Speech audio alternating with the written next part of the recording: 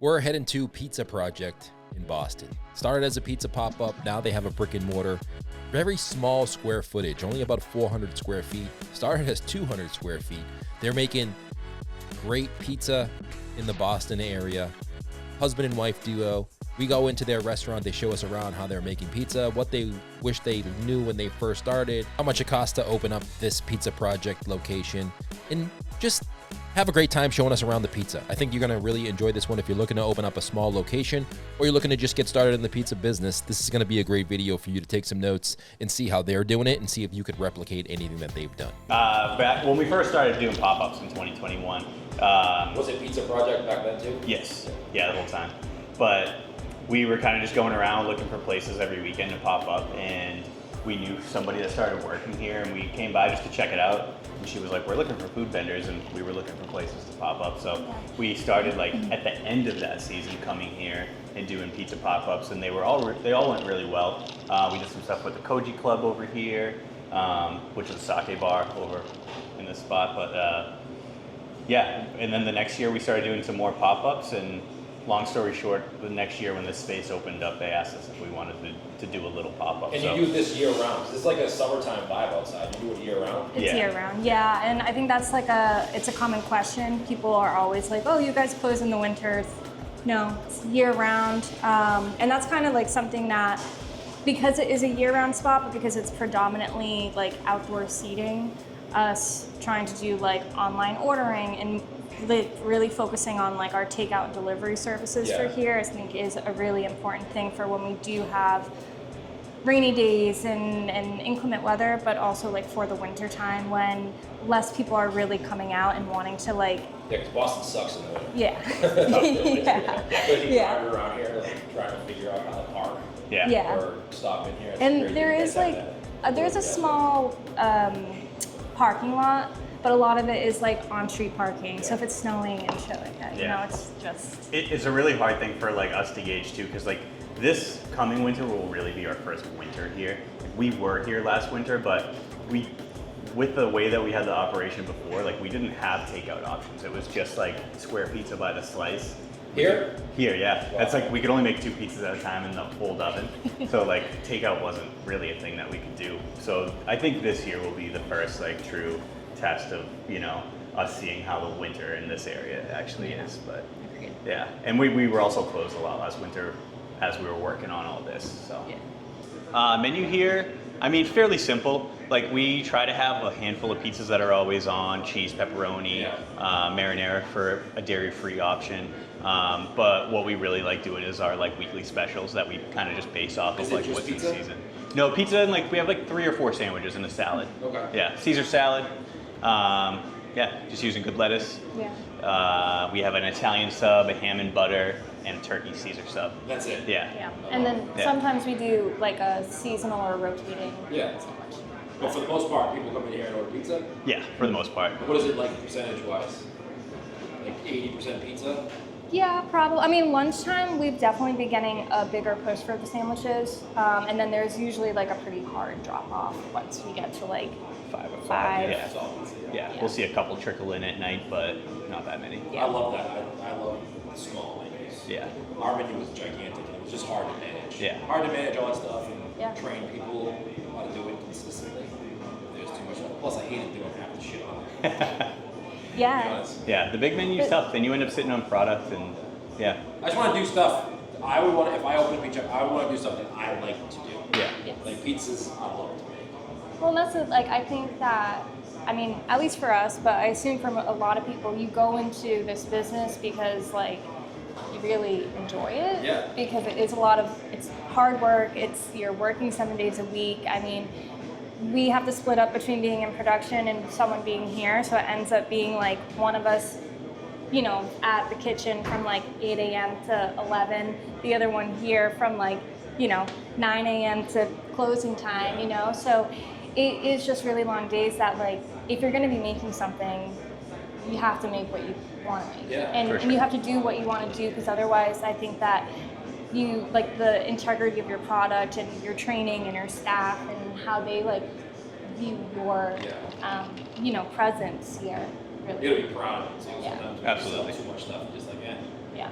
just selling stuff because somebody asked for it one time. For sure. It's not really We try to I don't know, we try not to have a lot of add-on options. You know, we try to portray the pizza as we want it to be sold. Yeah. And it's tough sometimes because, you know, you get some interesting combos that people request, and you gotta, if we have it, we'll accommodate. But like, yeah, we don't want to have just this like list of So do toppings just on the people side. make their own pizza, or do they just order from the ones you have? For the most part, we just put the ones we have up on the menu, but we'll tell people like if they want to make their pizza out of ingredients that they see up there, then we can do something like that. We have a build your own option on our website, like on the online menu. So we definitely get more of those come through online. But like Dan said, I think it's just because it's not listed up there for people to really Nobody's used be to able that. to. Like people are, I think they're just starting to get used to that process now. But for them forever, you know, 90s, 2000s, pizza shops were just like, I can get whatever I want. Yeah. You know, and get it delivered. They For can sure. have salads, fried stuff, pizza, sandwiches. Yeah. I feel like every time someone opened a pizza shop back in the day, they had everything. Yeah. Now it's like more specialized, and I like it. Yeah. I mean, it allows more time to focus on the actual pizza itself, Yeah. you know? And there's so much things that you get available delivered now that you couldn't before. Yeah. So if you want a sandwich, just call DoorDash and get a sandwich from somewhere else that does sandwiches that likes it. For sure. Get a better product that way. That's awesome. I love this one. Yeah. I think when we opened, like, I don't know, I had worked at a lot of those style pizza shops, and it was like everywhere you go, the menu is the same as the last. Yeah, what makes it different? There's really not much. Like everybody's was getting their dough from the same guy. Everyone was buying their sauce, but like, I don't know. When we opened this, we wanted to do pizza, but we wanted to just make it with really good ingredients, and like that was our focus. So to do that, we have to keep the menu small. What's the max amount of pizzas you guys can do out of here, you think, in a day? I mean, I'm sure we could just go all day. We would just probably need somebody to drive more dough to us from Wakefield. Yeah. So if you're running this shop, just like if you guys, because you guys could probably just run the shop YouTube, right? We would need somebody up here. Up front? Yeah. Yeah. Because we do a lot of like post-bake garnish, so we really need somebody like making the pizza and somebody slicing and So garnishing this is a separate. 3-person minimum operation. I would say, yeah. Yeah. And so if that was the case and you couldn't leave, how many, if you had to get, like with the equipment you have in here, how many could you do without having to go back and make more dough? I would say somewhere close to 200. Yeah. That's if we didn't have to, you know, have refrigeration space for the sandwiches, and we just, Is that what you go for? Is like that's your goal, 200 a day? we would love to do 200 Yeah. a day. Yeah, I think we're at That's a that lot like of pizza. 120. Yeah, That's it a is. lot. That's a lot of pizza. Yeah. It is. Especially the way you make it. Like it's not a conveyor oven. So Yeah. it's a lot of pizza to put in and pull out every day. Yeah, I mean the oven's certainly capable of it. Yeah, we're just lacking on the storage side. Yeah. But sometimes a smaller footprint is better because you're not paying for extra square footage that you don't use. For sure. Yeah, and I mean, it also like, I feel like we do have like ideas in mind too of how we can maximize the space that like we're still trying to work on doing. You know, we have a lot of wall space, so like, I mean, even in there, a lot of shelving and stuff, and potentially adding some more and whatnot just to help with that. So it's. I feel like what we need to do is like read books on like maximizing maximizing small spaces. Oh, you guys, walking around here, I've been in a lot of pizza shops. You guys seem to do a pretty good job. I haven't seen it busy though, so that could be a shit show. No, it actually flows fairly well back there. Yeah. Yeah, we kind of just put stuff where we could. A lot of measuring. Yeah. The oven just fit in here. How did you get the oven in here? They brought it in 2 pieces, but what we were worried about was like we needed to have like 2 points of egress, and it's like in line with where the door opens, and we had just enough space. Like we had to take the front part of the hood off the oven so the door could still swing. That was probably the most stressful part of the entire process. Yeah, because we were only allowed to vent it on one side of the building, so it had to be up front. So it had to be on the side. It had to be right there, yeah. Let's go back there. Yeah. All right, we How got many square feet is this? This is 210 right here in this room. Each room is 210. So Wait, do you have a window or is that a door? That's this a door. is a door. That used to be our door for when we were only in this space. Yeah. That would be so the. back before this part opened, it was just this? It was, Just this. Yeah. And we had the convection oven In right that over corner. here. Okay. And we basically had like 2-ish feet behind the counter to do all this stuff. And Wow. yeah, it was very tight. Yeah. and the front counter was here. So like when we got busy, it was really tough for people to like come in and out of here and order and pay for their food. Even to come in was hard. Yeah. Where was the counter? The counter was, yeah, Just right like, here. just like this kind of? Yeah. Yeah, it was like an L shape. So we had the counter, and then we had a barrier for like a sneeze guard sort of action. And yeah, people like where the oven is, that was where people could stand and order or wait for pizza. Yeah. You don't make the dough here. No, everything comes out of Wakefield. Yeah, we have our mixers over there, our cold storage over there too. So we just transport everything every day. Well, this might be the same oven, so I just did a video not too long ago with Giovanni in Chicago. He had the similar kind of oven as this. Yeah, these are great. I love this. Like, I don't know. We were definitely stuck on the wood fire thing for a while, and we do wood fire on the mobile. Yeah. Will they allow you to do a wood fire in here? We had talked about it, and some of the things that held us back were like wood storage one, and then us like looking at being a takeout business, and the fact the wood fire pizza I just feel like doesn't travel very well. No, it doesn't. So we didn't really want that for our takeout business. I personally like a crispy pizza, so we were trying to get something that we could do a fine-tuned bacon, and like Pizza Master is perfect for that. Yeah. Yeah. I don't think Neapolitan style, which is like the wood fire, that's what people think of. Yeah. It's not good for you. No. Yeah, and we don't really, I mean, we have a couple chairs out there, but it's really not a dine-in spot, so it's not like we're a full-service restaurant that we can provide that kind of service anyway. So, so that's why we kind of decided to go with this. How many pizzas do you guys sell out of here in a day? I think upwards of like, some of our busiest days are like 100 and 120, 150. From 11, what's your hours? So weekdays it's 11 to 9, Wednesday, Thursday 11 to 9, Friday 11 to 10, and then on the weekend we open at noon, 12 to 10 on Saturday, 12 to 8 on Sunday. Yeah. You close in a couple days? Monday, Tuesday. Yeah. That's a good thing. Yeah. I like that. Yeah. It gives us Monday, and then we make dough on Tuesday for Wow, so Wednesday. you kind of work on Tuesday, but not with customers. Yeah. Yes. Yeah, that's I wish I did production. that. I feel like it helps you not burn out. For sure. Having like one day where it's, for us, we were open 7 days a week, 11 to 10 every day. Yeah. And the only days we closed was like Christmas, maybe 4th of July, Easter. Those were the only days you could check out. Yeah. Like, I don't care if the place burns down, it's insurance. Don't call me. Nobody's there. We'll figure it out tomorrow. Yeah. But it even like on those days, like we actually took a couple days off last week, and it's like that decision of like, well, do we take more time off? Because like, is there the potential that people could come out? Is it going to be a waste of time for us to be open? But then you don't want to like lose out on that potential sale and everything. So there's definitely a balance of being able to. You have to decide. All right, are people going to go somewhere else? And if they go somewhere else, is that going to be their new pizza spot? Or I feel like if you have a good product, though, people will always come back. Yeah. Yeah. No, I feel like we definitely have, although it is a beer garden space where we're kind of relying on the beer garden to be busy and the Speedway itself to be busy, we do have a handful of regulars that, come in all the time. So that's nice. For anyone who's looking to open up a business with their husband, wife, partner, be prepared for the communication aspect. I think we definitely went into it thinking like, oh, we got some good communication, and then we went to working together every single day and being like, man, it's tough. To then having like, a full year of like not ever seeing each other. So I think just kind of like having that mental preparation. God,